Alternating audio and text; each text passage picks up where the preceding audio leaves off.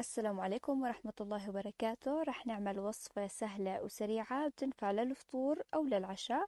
فطيرة خالية من الخميرة. قبل ما نبلش لا تنسوا تصلوا على النبي ولا تنسونا باللايك والاشتراك مثل ما انتم شايفين المكونات على الشاشة.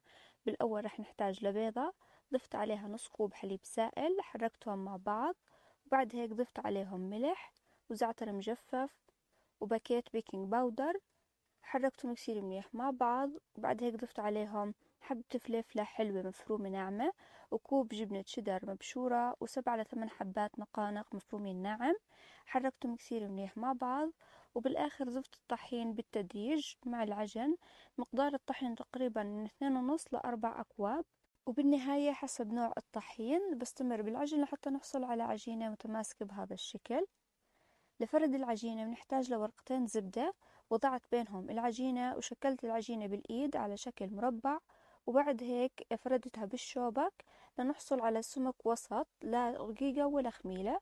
وبعد هيك قطعتها لأصابع أو شرائح رفيعة وطويلة بهذا الشكل مثل ما انتم شايفين.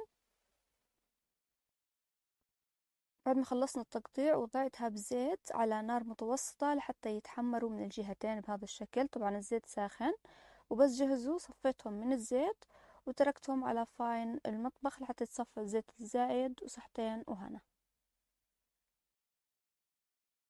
وبنهاية الفيديو بتمنى الفيديو يكون عجبكم، وإذا عجبكم الفيديو وعجبتكم الوصفة لا تنسونا باللايك والاشتراك وتفعيل جرس التنبيهات ليوصلكم كل جديد.